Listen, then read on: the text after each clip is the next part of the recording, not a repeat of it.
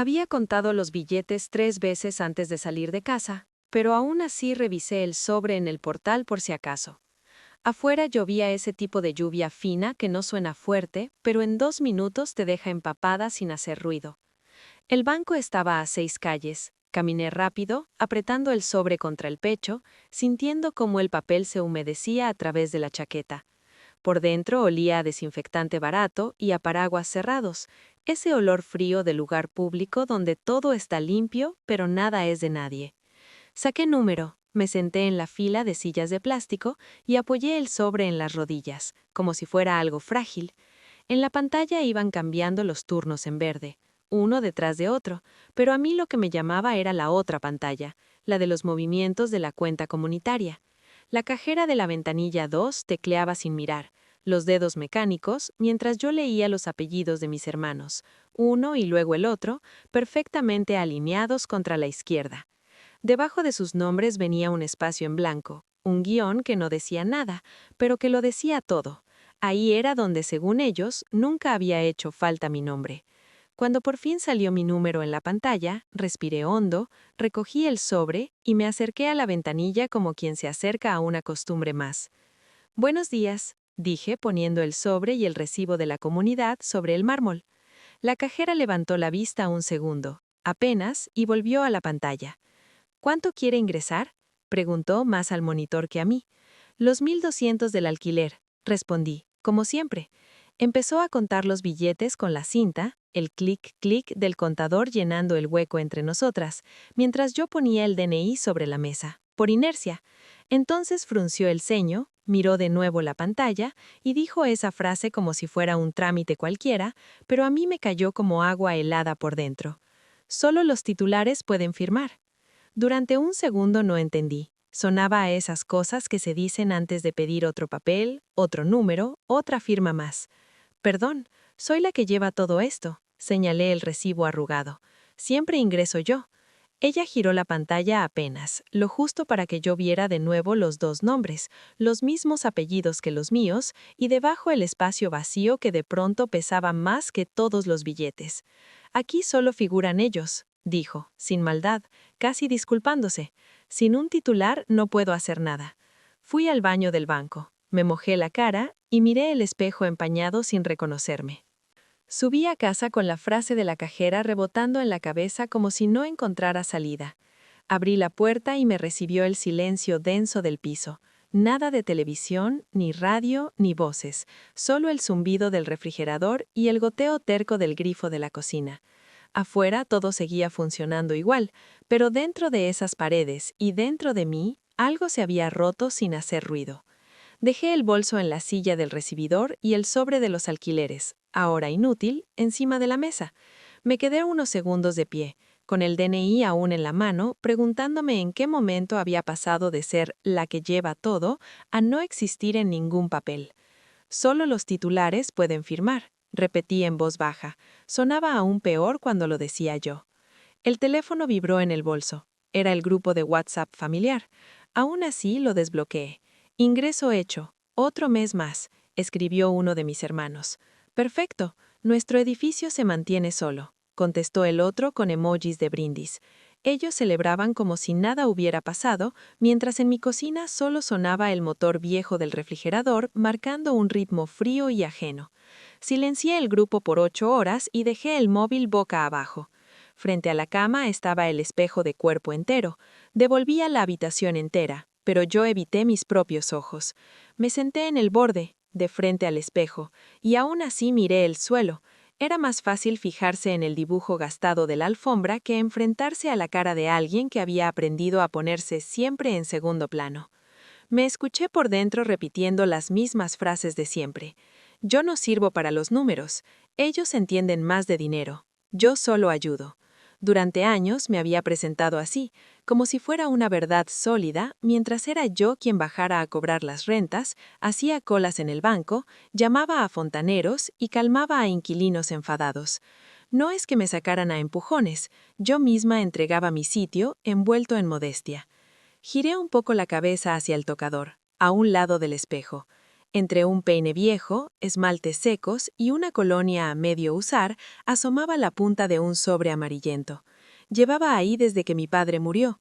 Lo había visto, movido, limpiado, pero nunca abierto. La letra inclinada de mi padre, escribiendo mi nombre en la esquina, siempre me había dado más miedo que cualquier extracto bancario. Esa noche alargué la mano, lo saqué del cajón y sentí el papel blando, cansado, como si también llevara años esperando. No lo abrí, lo sostuve un momento a la altura del pecho, notando cómo el corazón golpeaba contra ese cartón fino, y en lugar de romper el borde, lo apoyé encima del marco inferior del espejo, justo en medio, separando mi cara de mi reflejo. Abajo, en el vidrio, quedaba mi cuerpo encogido en el borde de la cama. Arriba, mis ojos hinchados y mis ojeras. No sabía aún qué decía ese sobre, pero desde ese instante, la historia de que yo no valía poco porque no sabía de dinero empezó a sonar sospechosa. Había demasiadas colas, demasiadas llaves y demasiadas noches sin dormir como para que esa versión fuera toda la verdad. Lo curioso es que cuanto más pensaba en la frase de la cajera, empezaron a encajar escenas viejas que yo había guardado como normales. No era solo ese momento en el banco, era una cadena larga de pequeñas concesiones envueltas en cariño, costumbre y esa palabra que parece virtud, pero a veces es trampa, confianza. La primera escena que me vino a la cabeza olía a café recién hecho y a documentos nuevos. Yo tendría unos 18 años. Mi padre estaba sentado en la mesa del comedor con un manojo de papeles que el notario le había dado para revisar la hipoteca del edificio. El contrato crucía cada vez que él pasaba de una página a otra, subrayando frases con un bolígrafo azul que ya manchaba sus dedos. Yo, con un vaso de leche en la mano, le pregunté si necesitaba ayuda con algo. Me miró por encima de las gafas, sonrió cansado y me dijo esa frase que durante años tomé como un abrazo, pero ahora sé que también era una sentencia. Tú eres muy sensible, hija. Deja que tus hermanos lleven las cuentas. Lo dijo sin maldad, casi con ternura, como quien protege a alguien de una tarea demasiado dura. Y yo, que entonces me sentía especial por ser la sensible, asentí, aunque por dentro me hubiera encantado entender cada número de aquel contrato que llevaba el nombre de nuestra familia. Corta a años después. Cocina de mi casa, un domingo cualquiera. Estoy con las manos metidas en agua jabonosa fregando platos, mientras en el altavoz del móvil suenan las voces de mis hermanos. Ellos hablan del edificio, de nuestros alquileres, riéndose. Menos mal que tú estás ahí para aguantar a los inquilinos, dice uno, porque para eso sí que nosotros no servimos. Claro, añade el otro, tú solo sirves para tratar con ellos, las cuentas son cosa seria. Lo dijeron en tono de broma, con risas de fondo, como si fuera un chiste familiar inofensivo. Yo también me reí, con la esponja chorreando entre los dedos, pero al colgar me di cuenta de que en esa frase habían resumido exactamente el lugar que ocupaba. Estaba en medio de todo, pero oficialmente en ninguna parte. La notaría llegó mucho después, casi sin que yo la viera venir. Recuerdo la fecha porque todavía tengo el mensaje guardado. No faltes el jueves a las 11, es solo un poder de administración para facilitarte las cosas, escribió uno de mis hermanos. Sonaba como un favor hacia mí, no como algo que pudiera ir en mi contra. Ese día me puse la misma blusa blanca que había llevado a la entrevista de mi primer trabajo y llegué 10 minutos antes. En la recepción de la notaría olía a papel recién impreso y a perfume caro. Las paredes estaban cubiertas de diplomas enmarcados y detrás del mostrador una chica joven me pidió, sin mirarme mucho, 2 identificaciones vigentes. Saqué el DNI y el carnet de conducir. Los apoyé sobre el mostrador y los vi alejarse en su mano hasta perderse detrás de una puerta.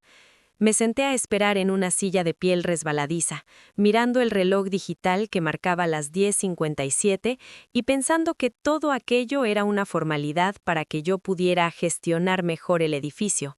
Eso me habían dicho, que como yo era la que se ocupaba del día a día, convenía que hubiera un poder a mi nombre para evitarme trámites. Cuando nos llamaron, entramos los tres, mis hermanos delante, yo detrás. El notario era un hombre de unos 50, con gafas finas y un tono de voz neutro, el típico que podría leer una receta o una sentencia sin mover un músculo de la cara.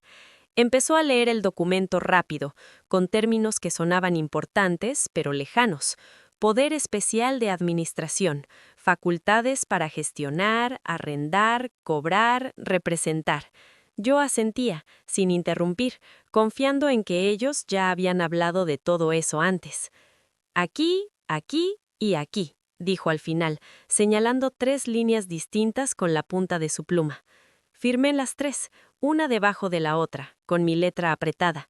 Sentí un leve orgullo infantil al ver mi nombre junto al suyo y al de mis hermanos, como si por fin estuviera en los papeles. Nadie mencionó que al mismo tiempo que me daban facultades para algunas cosas menores, yo estaba firmando también para que ellos pudieran hacer movimientos importantes sin consultarme. Eso no estaba subrayado en azul ni envuelto en discursos. Al salir, en la calle, uno de ellos me dio una palmada en el hombro. «Ya está, hermanita, ahora todo será más fácil para ti». El otro agitaba la copia simple del poder notarial que nos habían entregado, unas 5 hojas grapadas. «Guárdate esto», me dijo, «por si te lo piden algún día en el banco». La doblé en 2, la metí en mi bolso entre recibos del supermercado y tickets del metro. Al llegar a casa la dejé en un archivador de plástico junto a otras cosas que nunca leí con calma. Contratos de luz, seguros del coche, formularios de la comunidad. Fue una decisión pequeña, aparentemente lógica. Ya lo miraré con tiempo. Nunca lo miré. Si soy honesta, parte de mí no quería mirarlo. Era más cómodo seguir creyendo que ellos controlaban el tema y que yo me encargaba de lo que se me daba bien: hablar con la gente, resolver fugas de agua, acompañar a los técnicos de gas. Ellos cargaban con la presión de ser los hombres de la casa, esa frase que mi padre les había repetido 1000 veces después de la cena. Yo los vi muchas noches preocupados, haciendo cuentas sobre la mesa del salón. Sé que su obsesión con el control venía de miedo, no solo de ego. Pero el miedo mezclado con el machismo aprendido es una combinación peligrosa. Poco a poco se fueron quedando con las decisiones grandes, con los datos de acceso, con las reuniones en el banco donde yo no hacía falta, mientras a mí me dejaban las tareas que se ven pero no se registran. No hubo un día exacto en que me arrebataran el poder. Hubo muchos días pequeños en los que yo misma lo puso en sus manos, envuelto en confianza y en esa sensación de que cuestionar algo sería una falta de lealtad. Mirado desde fuera, parecen detalles: una firma aquí, una broma allá, un «tú eres muy sensible», dicho con amor. Mirado desde adentro, era una estructura entera construida para que yo creyera que valía menos de lo que realmente aportaba. Tardé años en verlo, pero esa tarde, con el eco de la notaría mezclándose con el «solo los titulares pueden firmar», empecé a sospechar que esa historia de mi poco valor tenía demasiados agujeros como para ser verdad completa, y que algún día iba a tener que revisarla con la misma seriedad con la que ellos revisaban sus números. Elegir ver, la decisión que cambió todo.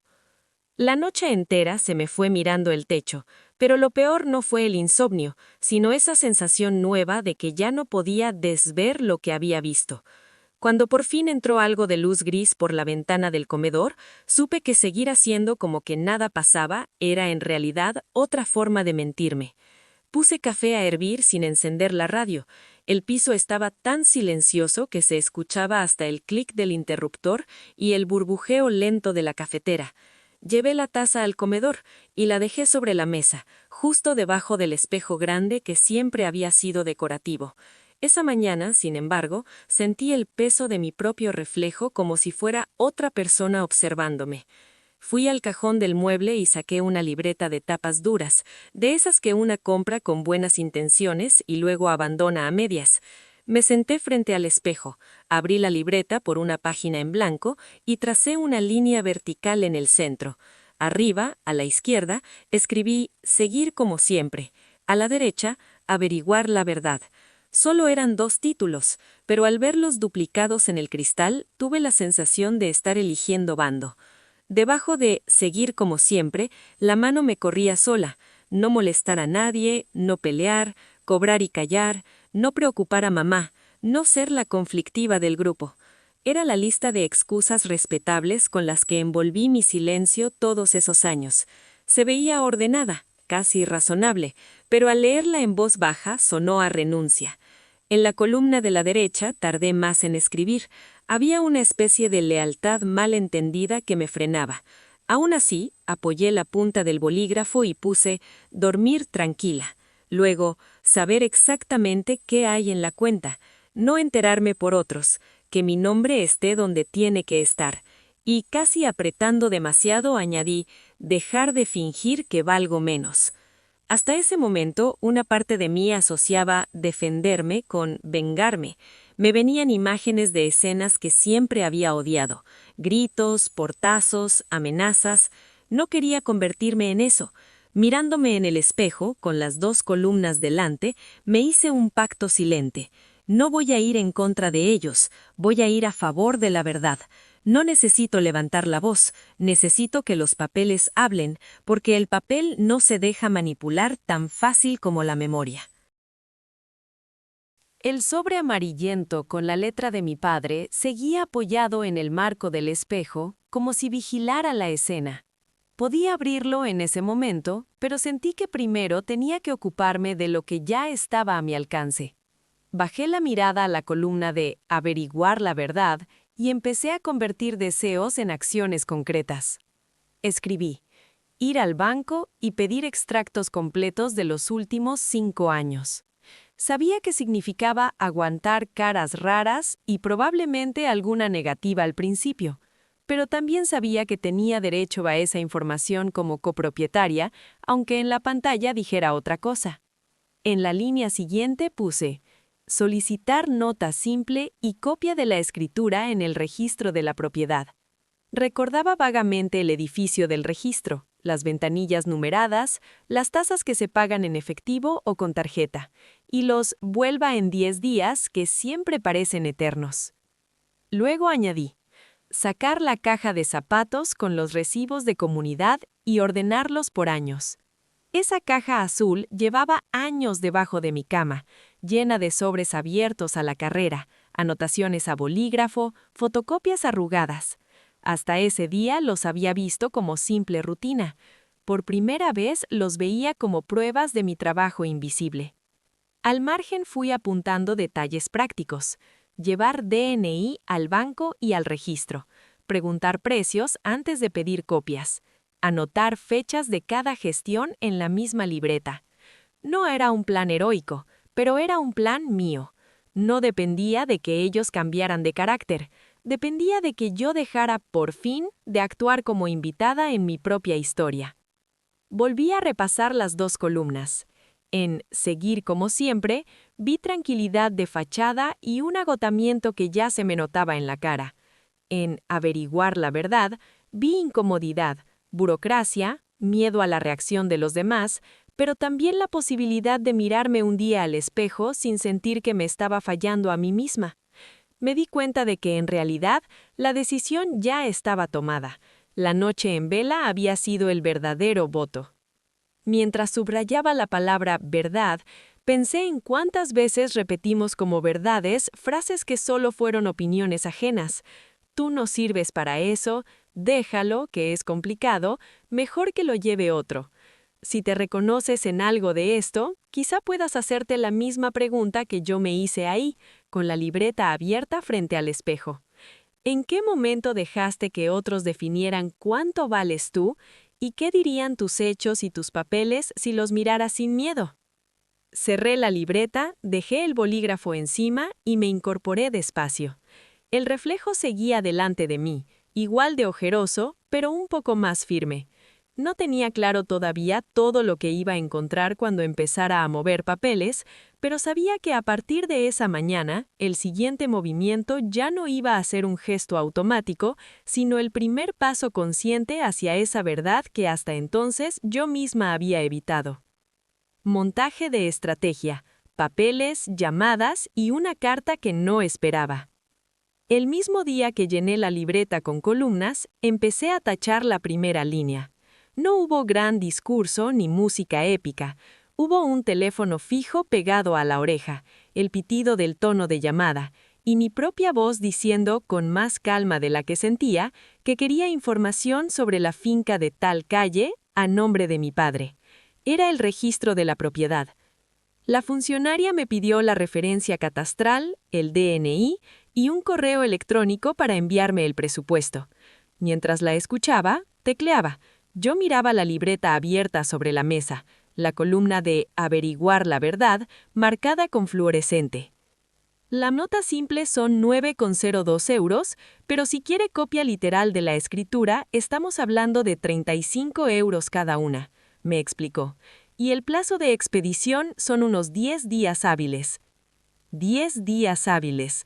Yo sentía urgencia de horas, casi de minutos, pero del otro lado de la línea todo se movía al ritmo de la administración. Lento, previsible, imperturbable.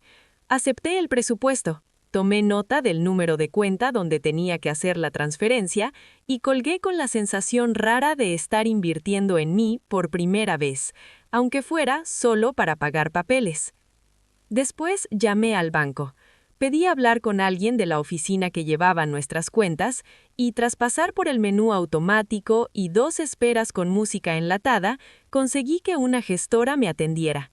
Le dije mi nombre completo y le expliqué con palabras medidas que necesitaba extractos detallados de los últimos 5 años de la cuenta de la comunidad. Tendrían que autorizarlo los titulares, pero usted puede solicitar copia de los ingresos que ha hecho personalmente. Eso sí, hay comisión de emisión. Otra vez, barreras suaves. Nunca un no rotundo, pero tampoco un sí fácil. Apunté su nombre, la hora de la llamada y lo que me había dicho. Esa se convirtió en una rutina. Cada vez que alguien me cerraba una puerta a medias, yo abría una línea nueva en la libreta. Por la tarde, encendí el portátil y entré en mi correo. Tecleé en el buscador edificio, alquiler, recibos y empezaron a aparecer años de mensajes de mis hermanos. Pásate mañana a hablar con el del 3B. Adjunto modelo de carta, imprímela y entrégala. Recuérdale al del 2A que debe el agua. Ningún gracias, ningún ¿te viene bien? Solo instrucciones cortas, como si estuvieran escribiéndole a una empleada externa. Abrí uno por uno, descargué los adjuntos y seleccioné imprimir hasta que la impresora empezó a escupir hojas con fechas, tonos secos y mi nombre siempre en copia, nunca en cabecera. El escritorio del computador se volvió un caos de PDFs y carpetas sin nombre, pero en la mesa del comedor iba creciendo una pila ordenada, marcada por años con post-its de colores. El siguiente día me fui a una papelería de barrio y compré una carpeta gruesa, de esas con anillas metálicas fuertes y lomo ancho. Elegí una de color burdeos, me pareció más serio que el azul cielo que uso para recetas o cursos. De paso compré fundas de plástico, separadores y un paquete extra de folios. Cuando la chica de la caja dijo, son 18,40 en total, tuve por un segundo el reflejo de pensar, es mucho para papeles, pero enseguida me corregí. Era poco comparado con lo que había puesto en juego firmando a ciegas. Esa tarde saqué la caja de zapatos de debajo de la cama. Dentro, los recibos de comunidad, algunos todavía con el sello morado del banco, otros con anotaciones a bolígrafo, llamar al cuarto por fuga, revisar contador. Empecé a escanearlos uno por uno con una app del móvil y meter los originales en las fundas de plástico. Cada clic de la cámara convertía un papel suelto en un documento localizado. En paralelo, en el móvil abría la aplicación del banco y hacía capturas de pantalla de cada transferencia que yo había realizado para arreglos, derramas, pequeñas urgencias. Guardaba las imágenes en una carpeta llamada edificio-pruebas y anotaba el concepto y la fecha en la libreta. El contraste era casi cómico. En la pantalla, iconos desordenados, archivos con nombres como scan-0347 o IMG 2021-0305 WA0002 y en la mesa una carpeta Burdeos con cada pestaña llevaba un año, y dentro de cada año, recibos, correos impresos y capturas numeradas. Caos digital versus orden físico. Por primera vez la historia de Yo solo ayudo empezaba a tener pruebas acumuladas, no solo cansancio acumulado. Uno de esos días, mientras clasificaba, vi en Internet que el Colegio de Abogados de mi ciudad ofrecía una primera cita gratuita de orientación jurídica.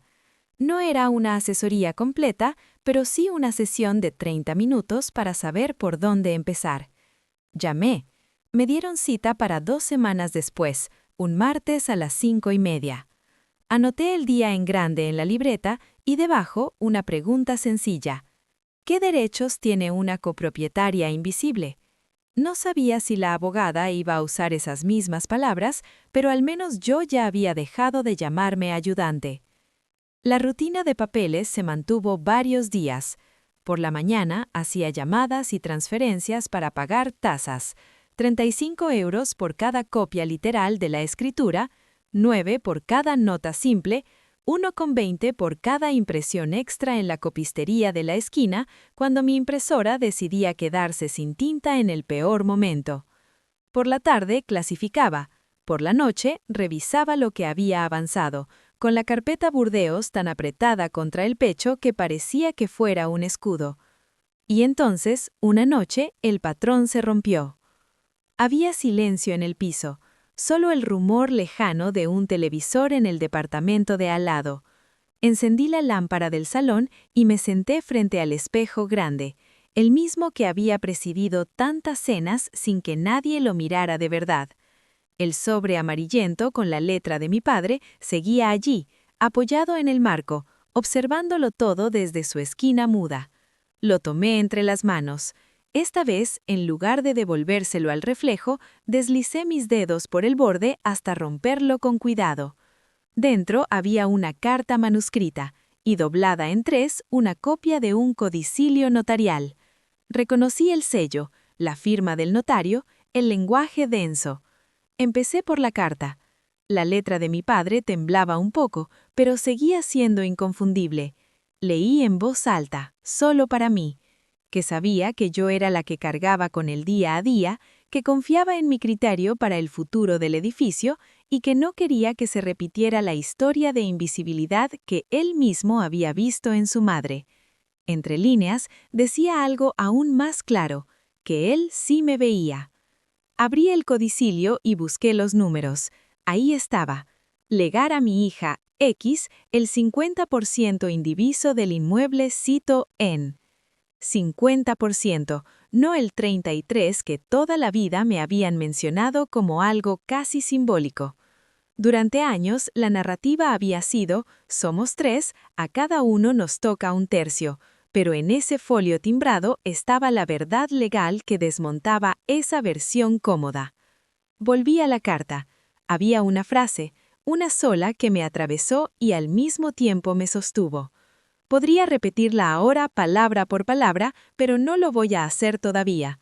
Solo te diré que al leerla, el espejo dejó de mostrarme a la ayudante y por primera vez vi a la dueña en los ojos cansados que me devolvían la mirada.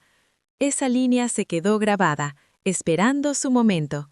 Yo también empecé a esperar el mío.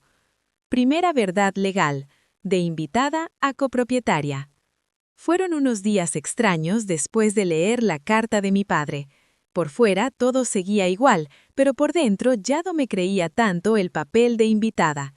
Cuando llegó por fin el martes de la cita en el colegio de abogados, llevaba la carpeta Burdeos tan apretada contra el pecho que parecía que fuera un escudo. La sala de espera olía a mezcla de café recalentado y papel viejo. En la pared, un reloj marcaba las 5:27. Yo lo miraba cada minuto como si el tiempo tuviera que decidir algo por mí. Cuando una mujer de unos 40 años asomó la cabeza por la puerta y dijo mi nombre, me levanté tan rápido que casi se me resbaló la carpeta de las manos. Su despacho era pequeño pero luminoso. En el centro, una mesa de cristal transparente donde apoyé mi carpeta. El vidrio reflejaba mi cara de medio lado, difuminada, mientras encima del cristal empezaban a desplegarse las escrituras, la carta de mi padre y la copia del codicilio, con sus sellos y firmas nítidas. Era otra vez el mismo contraste, mi imagen borrosa versus la precisión brutal del papel.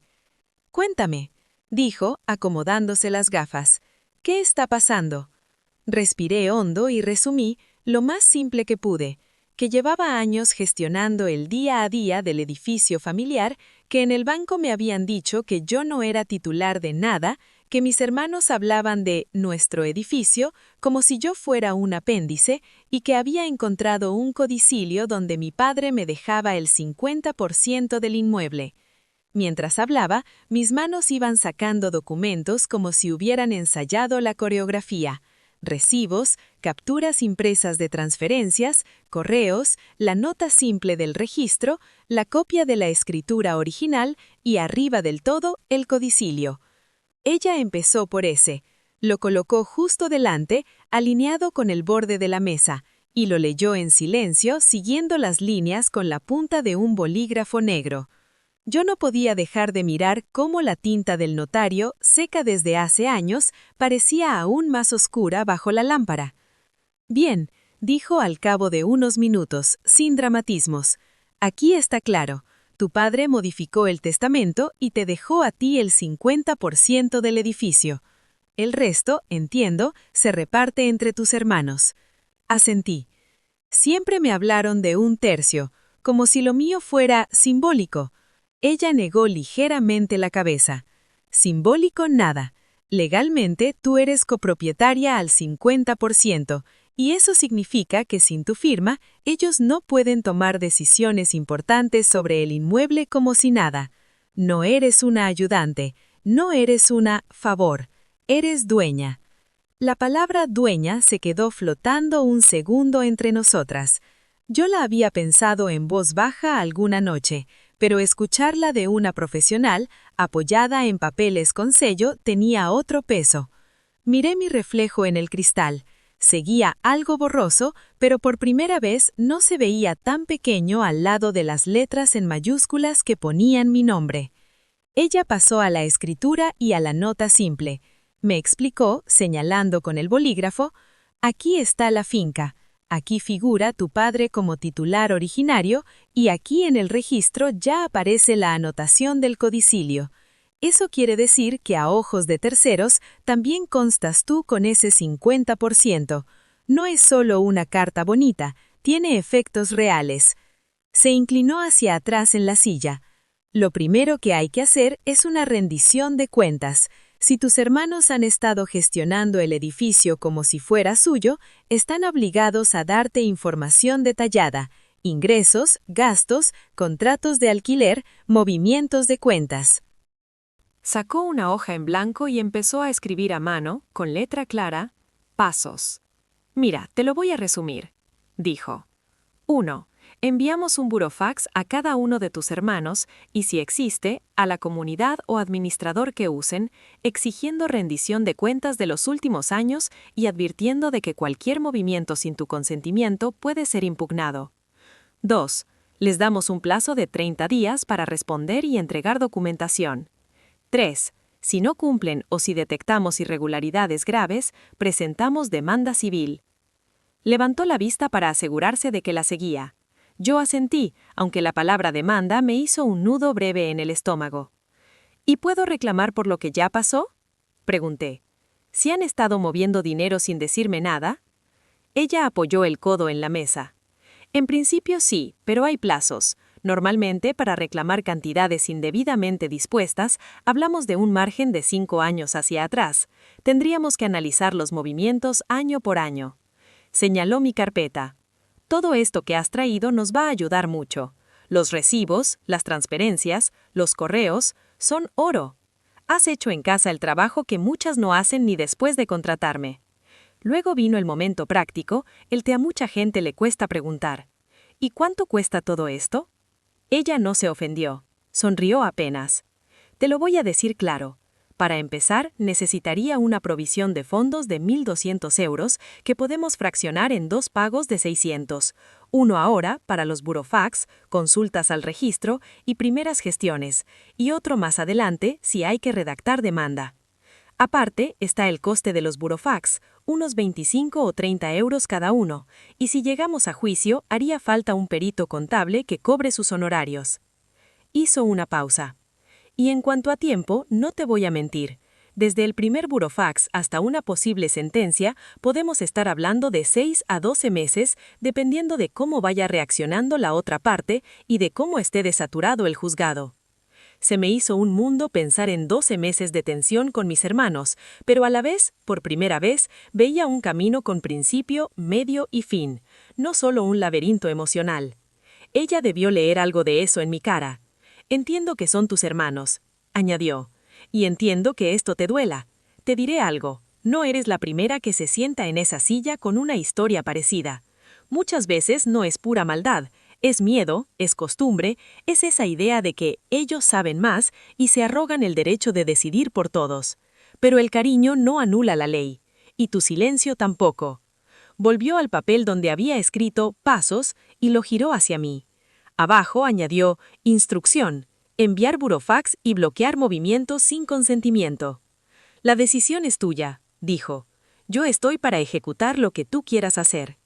Miré el papel y luego miré mis manos que reposaban sobre la carpeta. Durante años había sentido que cualquier gesto mío podía romper la familia, que cuestionar era traicionar. Ahora tenía delante un plan que no se basaba en gritos ni escenas, sino en plazos, firmas y acuses de recibo.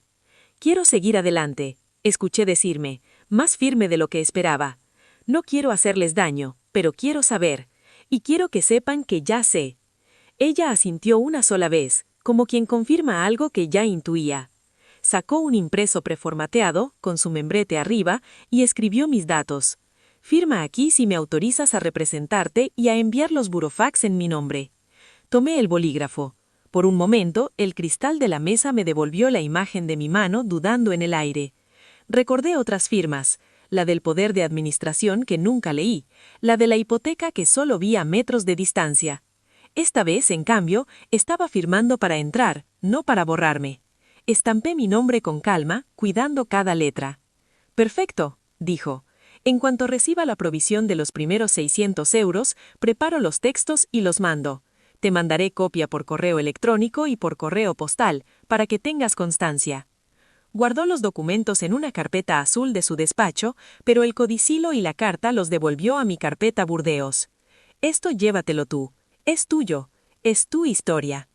Salí del colegio de abogados con un recibo provisional de la cita, una hoja con el resumen de pasos y el presupuesto, y la sensación contradictoria de ir más ligera y más cargada a la vez. El miedo seguía ahí, haciendo ruido en el pecho. Miedo a la reacción de ellos, a las conversaciones incómodas, a las cenas de Navidad con sillas vacías. Pero al lado de ese miedo pesaba más la carpeta cerrada bajo mi abrazo, llena de pruebas, y las palabras de la abogada repitiéndose como un eco sereno. Legalmente, tú eres dueña. Mientras bajaba las escaleras hacia la calle, supe que el siguiente movimiento ya no dependía solo de mí. Ahora también le tocaba a ellos responder a un papel con sello y fecha, no a una hermana que se disculpa por molestar. Y aunque aún no sabía cómo iban a reaccionar, sí sabía que por primera vez no me iba a enfrentar a su ruido estando desarmada. El precio de levantar la voz. Su ruido no tardó en llegar. A los 3 días de que salieran los burofax, mi móvil empezó a sonar como si estuviera en llamas. Llamadas perdidas, notas de voz, mensajes entrando uno detrás de otro. El nombre de mi hermano mayor aparecía en la pantalla una y otra vez. Debajo, mi propio reflejo oscuro en el cristal del teléfono, inmóvil. No contesté la primera llamada, ni la segunda. A la tercera entró una nota de voz de casi 3 minutos. Le di al play con el altavoz separado de la oreja, como si la distancia física pudiera amortiguar el tono. ¿Qué se puede saber qué es esto? Su voz llegaba a gritos. ¿Un burofax? ¿A tus propios hermanos? ¿Y esa abogada quién es? Estás exagerando. Aquí nadie te ha robado nada. Hablaba de traición, de lavar los trapos sucios en público, de lo que diría papá si te viera así. Entre frase y frase se colaban silencios en los que se notaba que respiraba hondo para no decir algo peor.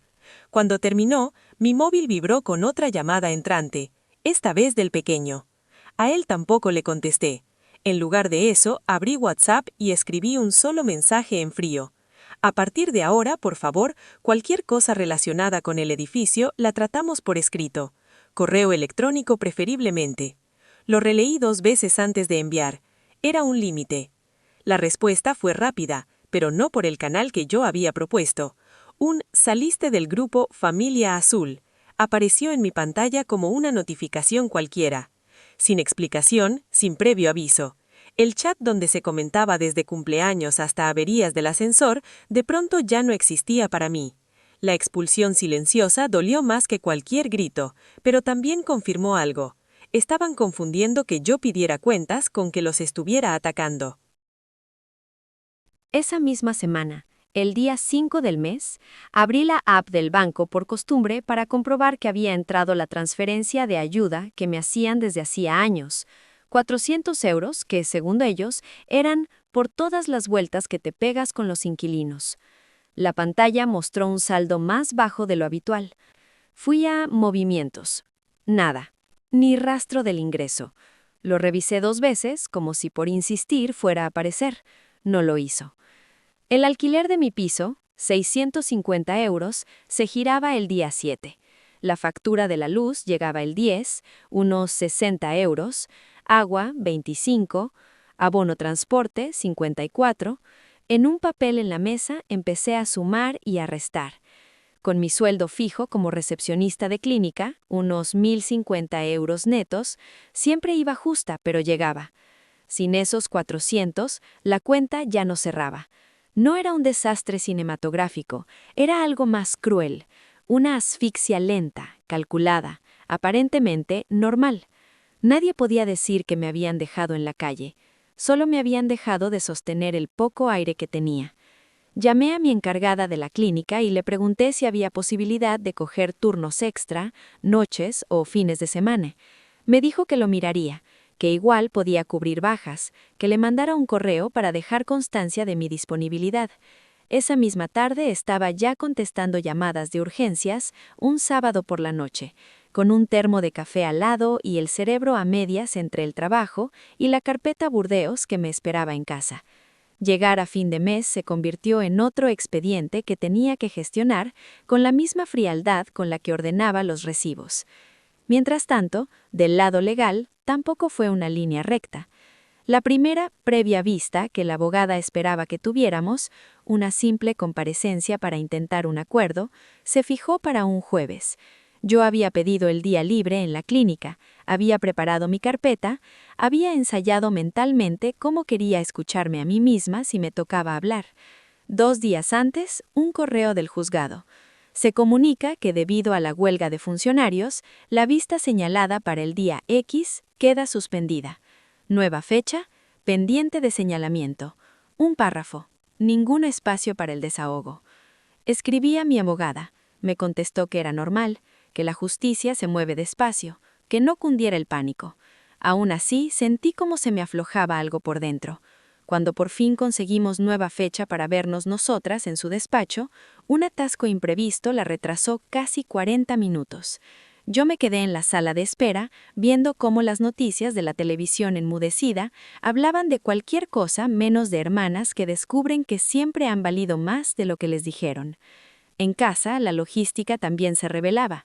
Una tarde, mientras imprimía la contestación que habíamos preparado para responder formalmente a unas alegaciones de mis hermanos, la impresora decidió avisar: nivel de tinta muy bajo.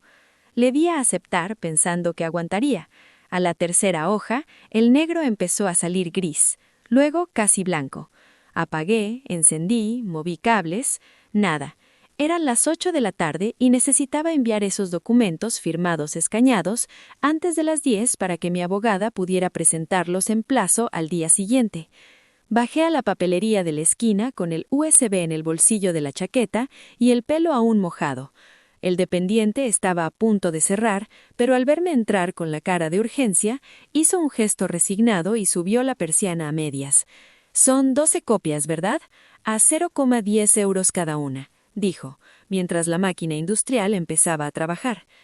Pagué 1,20 euros en monedas, consciente de cada céntimo, porque mi presupuesto mensual ahora era una ecuación en la cuerda floja. En medio de estos tropiezos, llegó el segundo golpe, esta vez a mi favor. Una mañana de martes, en la bandeja de entrada, apareció un correo de mi abogada con el asunto Informe pericial preliminar. El remitente incluía también el nombre de un economista que yo no conocía. Abrí el correo. Había un PDF adjunto de 40 y tantas páginas. Lo descargué, lo abrí, y de repente todo ese caos de movimientos bancarios que a mí me mareaban se convirtió en gráficos y tablas perfectamente alineados. En la primera hoja, el perito explicaba que había analizado los extractos de la cuenta comunitaria de los últimos 5 años.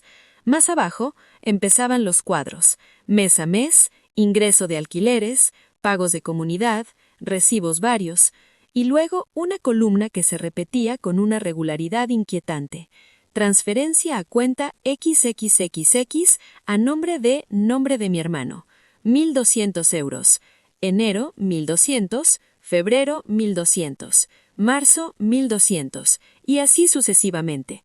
Avancé páginas. El perito había coloreado en rojo esas transferencias no justificadas como gasto del inmueble. Al final, un resumen. Total transferencias periódicas no justificadas a favor del copropietario, nombre, 1.200 euros por 36 meses, igual a 43.200 euros. 43.200 euros. Me quedé mirando ese número como quien mira una fecha de cumpleaños mal escrita. No encajaba con el discurso que me habían repetido hasta el cansancio. No hay dinero, los inquilinos no pagan, el banco se lo lleva todo. Recordé la última vez que uno de ellos me dijo, casi ofendido, bastante hacemos con darte esos 400 euros. Ahora veía que mientras me vendían la historia de la escasez, ellos se permitían pasar mes tras mes 1.200 euros del alquiler del edificio a un préstamo personal. El perito lo llamaba desvío de fondos no consensuado. Yo lo llamé en mi interior la prueba de que no estaba loca. Lesión, sí, pero también alivio, porque la culpa, esa voz que me había susurrado, igual estás exagerando, empezó a sonar ridícula al lado de esos cuadros en rojo. A partir de ese día, cada vez que me entraba el impulso de justificarles algo, abría el PDF en el móvil y miraba una de las páginas. El frío de las cifras me centraba mejor que cualquier mantra. Por supuesto, ellos también intensificaron su ruido. Llegaron correos con tono pasivo-agresivo, hablando de malentendidos, de soluciones familiares, mezclando reproches emocionales con frases vagas como «Tú sabes que aquí nadie se ha beneficiado». Uno de ellos llegó a escribirme «No sé cómo vas a poder mirarte al espejo después de esto». Lo leí, respiré hondo y en lugar de contestar impulsivamente, reenvié el correo a mi abogada con una sola línea. Respuesta sugerida, por favor. Aprendí a que si algo no quedaba por escrito de forma clara, no existía. Mis respuestas empezaron a seguir un patrón: breves, sin adjetivos, siempre haciendo referencia a documentos. Según el informe pericial de fecha tal, como consta en el extracto bancario adjunto, en virtud del codicilo otorgado el día X. Ellos subían el volumen emocional, yo bajaba la temperatura y subía el peso de las pruebas. Pasé de sentir que tenía que defender mi valor en cada frase a dejar que las fechas, los números y las firmas hablaran en mi nombre. No voy a decir que no tuviera miedo, lo tenía. Miedo a que uno de esos correos terminara con un «no queremos volver a verte», miedo a que mi madre se pusiera de parte de ellos por no entender la parte legal, miedo a quedarme sola. Pero empecé a colocar ese miedo en el mismo sitio que la carpeta Burdeos cada noche, encima de la mesa, a la vista, pero no encima de mí. Si antes el sonido de sus gritos definía cómo me veía, ahora cada dato nuevo que salía a la luz era un espejo más honesto que cualquiera de sus opiniones. y a medida que ese espejo se iba llenando de cifras y responsabilidades, la imagen de la hermana que vale menos se hacía por fin imposible de sostener.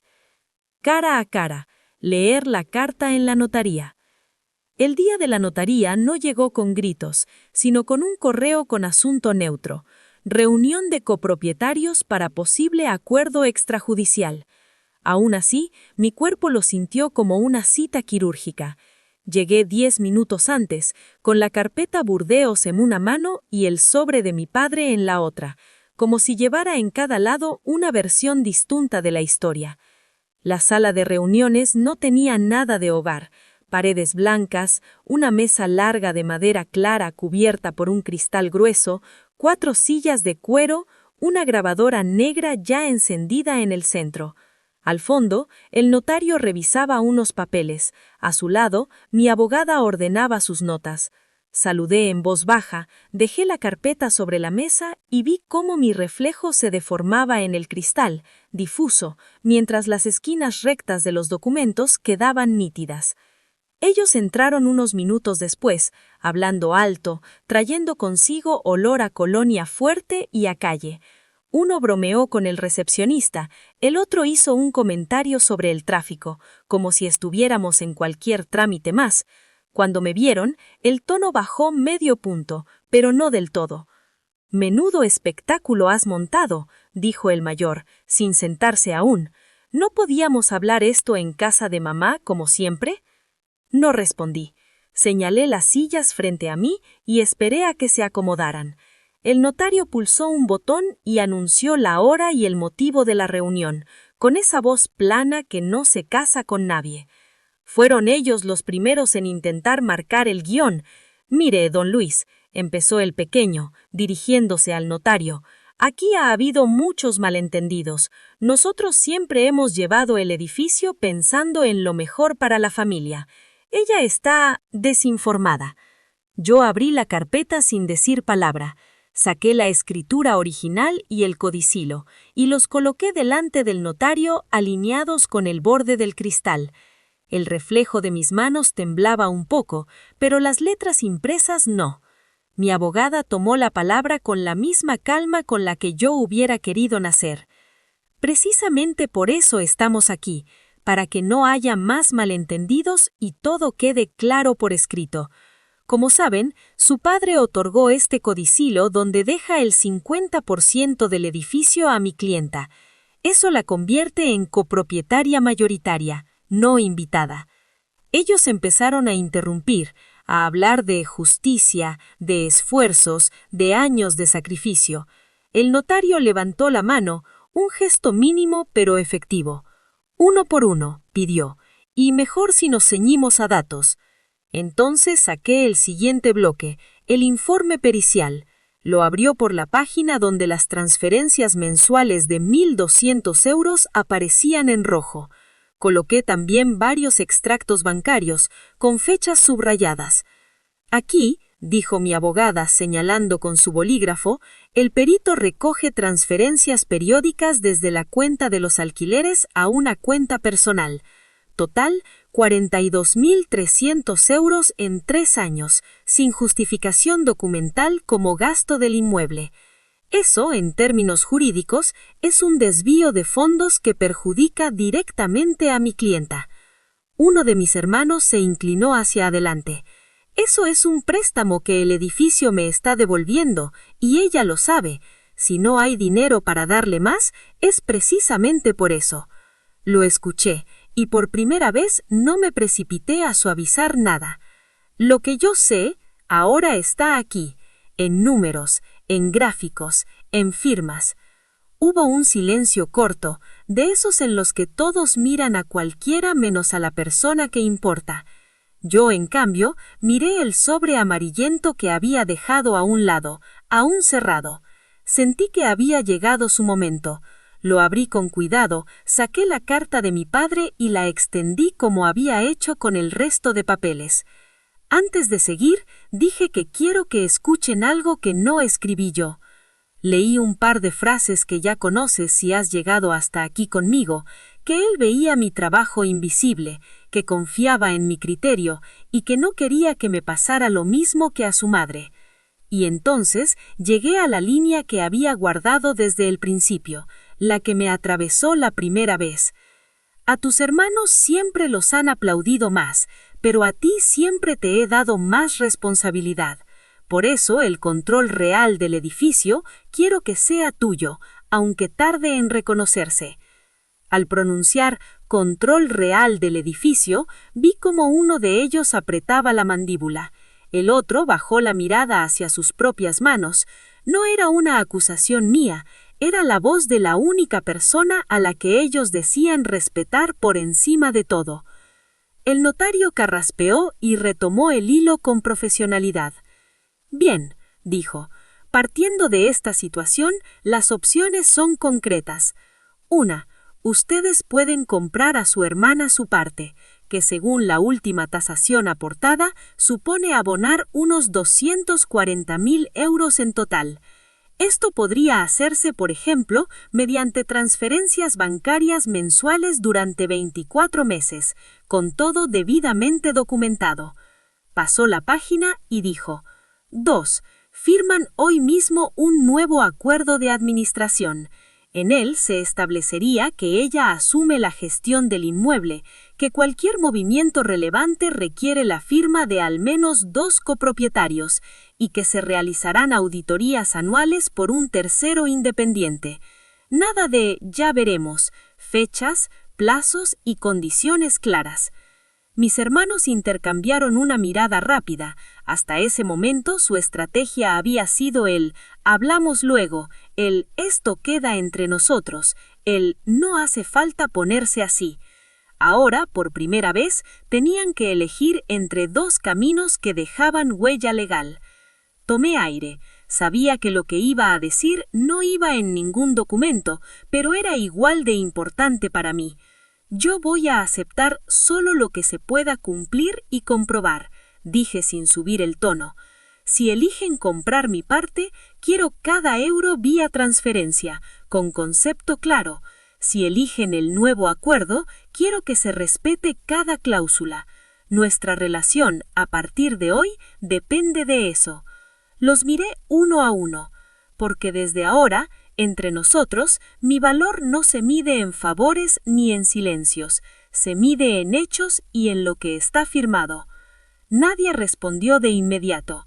El reloj de la pared marcó la hora exacta en la que dejé, por fin, de aceptar menos de lo que valía, y aunque las decisiones concretas aún tenían que tomarse, yo ya había tomado la única que dependía solo de mí.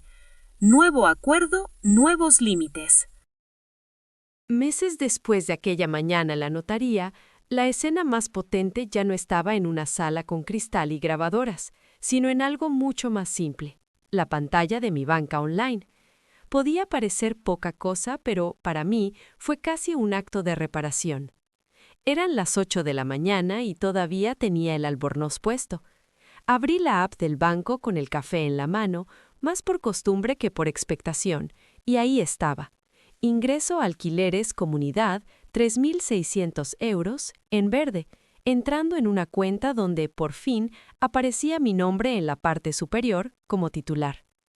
Debajo, otra línea. Transferencia programada, participación hermanos, 1.800 euros. 3 pisos, 1.200 euros cada uno. La mitad para ellos, porque así lo habíamos pactado en el nuevo acuerdo. Por primera vez en años, el dinero seguía una lógica clara. Entraba todo junto, se repartía según porcentajes y cada movimiento llevaba concepto y fecha. Apoyé el móvil sobre la mesa y abrí el portátil. En el escritorio, entre carpetas, había un archivo que ya formaba parte de mi rutina. Edificio-control.xlsxs. Lo abrí. Era un Excel sencillo, nada grandioso, columnas con fecha, concepto, entrada, salida, saldo. En la primera hoja, ingresos de los alquileres mes a mes. En la segunda, gastos, arreglos de fontanería, pintura de escalera, cuota de la comunidad, seguro. Cada fila estaba respaldada por un recibo escaneado, un correo o una factura en PDF guardada en otra carpeta. Orden frente a la opacidad anterior. Anoté la nueva entrada. 01 del 7, ingreso alquileres, más 3.600 euros. En la línea siguiente dejé preparado. 03 del 7, transferencia hermanos, 50%, menos 1.800 euros. Lo guardé y, como siempre, envié un correo con el resumen mensual a mis hermanos. Asunto: liquidación julio, edificio. En el cuerpo, 3 líneas. Adjunto cuadro de ingresos y gastos del mes. Transferencia de vuestra parte programada para el día 3. Cualquier duda, por escrito, por favor. Nada más. Ningún emoticón, ningún cariño, ninguna culpa añadida. Familia por un lado, socios por otro. El acuerdo que firmamos con el notario era muy concreto. Ellos eligieron no comprar mi parte. No podían o no querían comprometerse a 240.000 euros en 2 años, y por primera vez lo dijeron sin adornos. A cambio, aceptaron que yo asumiera la administración formal del edificio. Eso incluía una cuenta bancaria donde yo figuraba como titular y autorizada, firmas conjuntas para decisiones mayores, auditoría anual por un contable externo y un informe trimestral que yo les enviaba por correo. Lo que antes era «ya veremos» se convirtió en documentos, plazos y balances claros. Unos días después de firmar, hice algo que puede parecer pequeño, pero para mí fue un acto simbólico. Cambié la cerradura del pequeño despacho del edificio. Ese cuartito en la planta baja, con un escritorio viejo, archivadores metálicos y una silla coja, había sido siempre territorio de ellos. Las llaves las tenía yo, pero nunca me habían dicho abiertamente que era mi espacio. Llamé a un cerrajero, pedí presupuesto, 60 euros, incluida la mano de obra, y quedé con él una tarde cualquiera, a media luz. Mientras él desmontaba el bombín antiguo, yo vaciaba mentalmente todo lo que ese gesto significaba. Dejaba de entrar y salir pidiendo permiso invisible. Cuando terminamos, me entregó 2 llaves nuevas, brillantes, que pesaban más de lo que parecían. Me guardé una en el llavero y dejé la otra en una caja fuerte pequeña que instalé después. Ese día, al cerrar la puerta por dentro y girar la llave nueva, sonó un clic distinto, como si no cerrara solo un cuarto, sino todo un capítulo. En la pared principal del despacho había quedado la marca rectangular y más clara de un cuadro que algún día colgó allí. Durante años nadie se molestó en poner nada. Yo sí. Compré un espejo sencillo de marco negro y lo colgué justo en ese hueco. Lo fijé con cuidado, midiendo con un nivel para que quedara recto. Ahora, cada vez que entraba a revisar papeles, lo primero que veía no era la mesa, ni los archivadores, ni la impresora nueva que conseguía a plazos, sino mi reflejo de cuerpo entero. No era vanidad, era recordatorio. Este espacio lo gestiono yo, y si algún día vuelvo a dudar de qué pinto aquí, tengo un espejo silencioso que me lo recuerda. Mis interacciones con mis hermanos quedaron reducidas a lo mínimo necesario y por canales formales. Nada de audios de 7 minutos mezclando reproches y facturas. Cada principio de mes, un correo con asunto liquidación, julio, edificio. Adjuntos, el Excel, los PDFs de las facturas más grandes, el justificante de la transferencia de su parte. Sus respuestas, cuando llegaban, también eran escuetas. Recibido. Ok, algún gracias suelto cuando tocaba una reparación grande que yo gestionaba sin drama. El resto de temas, cumpleaños, salud de mamá, chismes de primos, se hablaban en otro grupo con otro tono. Familia versus socios, bien separados. Lo curioso es que al poner límites tan claros, también bajó un poco la agresividad. Ya no había negociaciones telefónicas en las que yo terminara llorando en el pasillo. Si alguno intentaba colar una frase tipo «ya hablaremos tú y yo esto sin abogados», yo reenviaba el correo a mi abogada en copia oculta y respondía con un «cualquier cuestión relativa al acuerdo, por favor indícalo por este medio para dejar constancia». No hacía falta pelear, bastaba con no salirme del carril que yo misma había trazado. En mi vida fuera del edificio también se notó. Seguí con los turnos extra de recepcionista un tiempo porque quería sanear mis cuentas personales y crear un pequeño colchón, pero ya no eran horas hechas desde el miedo, sino desde la conciencia. Sabía exactamente cuánto entraba cada mes por mi parte del edificio, cuánto salía en gastos personales y por primera vez empecé a apartar algo fijo a un apartado de ahorros, 150 euros mensuales, programados el día 10. Ver ese traspaso automático, pequeño pero constante, me reconciliaba con una versión de mí que, por fin, se cuidaba también a sí misma. Una tarde, al volver del trabajo, pasé por delante del barrio donde está el edificio. Entré, hice la ronda habitual por las escaleras, saludé a par de inquilinos que limpiaban el rellano y luego me metí en el despacho. Encendí la luz, miré un segundo el espejo y, por pura costumbre, alicé una arruga de mi blusa. Me senté, abrí el portátil y actualicé el Excel con una incidencia mínima. Cambio fluorescente portal, 18 euros. Parecía una tontería, pero ese tipo de detalles anotados y respaldados con la factura de la ferretería eran la prueba cotidiana de que cada cosa tenía su nombre, su fecha, su importe. Mientras te cuento esto, quizá tú estás pensando en tu propia versión de este edificio, un negocio donde solo ayudas, una relación donde siempre cedes, una familia donde trabajas el triple y figuras la mitad. Si te reconoces regalando tu valor así, te invito a que lo pongas en palabras. Déjamelo en comentarios o comparte este video con esa amiga que solo ayuda, pero nunca aparece en los papeles. A veces el primer espejo no es de cristal, es ver tu propia historia reflejada en la de otra. Hoy cuando abro la banca online y veo mi nombre junto al saldo, o cuando imprimo un balance anual para el contable, ya no siento que esté pidiendo permiso. Estoy cumpliendo con mi parte, con límites claros y comprobables. Y si en algún momento vuelve a asomar la vieja voz que susurra que valgo poco, solo tengo que mirar mis propias hojas de cálculo, mi contrato de administración y ese espejo del despacho para recordar algo sencillo. Lo que valgo ya no se discute, se contabiliza. De sombra a dueña, la próxima versión de mí. Con el tiempo, más que en los papeles, el cambio empezó a notarse en los pequeños gestos de la casa. Una mañana cualquiera, de esas sin sobresaltos, me encontré a mí misma haciendo algo que antes evitaba siempre: pararme, café en la mano, frente al espejo del pasillo. Ese espejo llevaba años ahí, colgado entre dos cuadros pequeños, devolviendo mi figura de refilón cuando salía corriendo al trabajo. Antes desviaba la mirada, como si hubiera algo incómodo en sostenerla. Esa mañana no. Me planté frente a él con la taza apoyada en la palma, el pelo todavía húmedo y la luz suave entrando por la ventana del salón. Me vi entera, las ojeras menos profundas, la postura un poco más recta, esa calma rara de cuando ya no estás esperando el siguiente golpe. El móvil vibró sobre la consola con la notificación de siempre. Ingreso alquileres comunidad, 3.600 euros. Ni siquiera tuve que abrir la app para saber que, detrás de ese mensaje, estaba mi nombre como copropietaria y administradora. Respiré hondo, mirándome a los ojos en el cristal. Ahora, cuando alguien me pregunta a qué me dedico, ya no bajo la voz ni digo, ayudo en el edificio de mi familia, como si fuera un favor.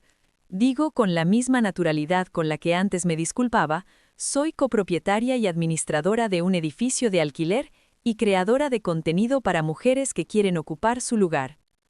La primera vez que lo dije en voz alta, casi me sorprendió lo bien que encajaban esas palabras con la mujer del espejo. Parte de lo que entra cada mes del edificio tiene ya destino claro. Una parte va a facturas y comida, otra a mis ahorros y otra, pequeña pero fija, a un apartado que en mi Excel se llama Proyecto. Con ese dinero pago ediciones, una mejor cámara, diseño para las guías descargables que estoy preparando sobre testamentos, escrituras, poderes, límites. No quiero que otras tengan que esperar a un burofax para descubrir lo que valen en un papel. Quiero que cuando se sienten a revisar sus documentos ya sepan que su valor no empieza ni termina en una firma, pero que una firma puede protegerlo. Ahora grabo videos donde hablo de todo esto sin morbo, con datos, con ejemplos. Cuento cómo pedir una nota simple, qué preguntar en una notaría, por qué no firmar poderes a ciegas y también cómo poner límites sin convertir cada conversación en una guerra. Cuando recibo mensajes de mujeres que me dicen, me vi en tu historia, o por fin pedí una copia de la escritura, siento que ese control que mi padre quiso dejarme se está extendiendo más allá de las paredes del edificio. Vuelvo al espejo del pasillo antes de salir, me cuelgo las llaves del despacho del edificio al lado de las del piso, reviso que llevo el portátil donde edito mis videos y por un segundo me sostengo la mirada. Durante años pensé que valía poco, que lo mío era estar en la sombra, hacer que todo funcionara sin aparecer. Hoy sé que la verdad siempre fue otra. Tomo el último sorbo de café, dejo la taza en la cocina y mientras giro el pomo de la puerta, dejo que mi nueva identidad se asiente en una frase sencilla que ya no me da miedo decir. Toda mi vida pensé que valía poco, pero la verdad es que siempre fui la dueña, solo me faltaba sentarme en mi propio sitio.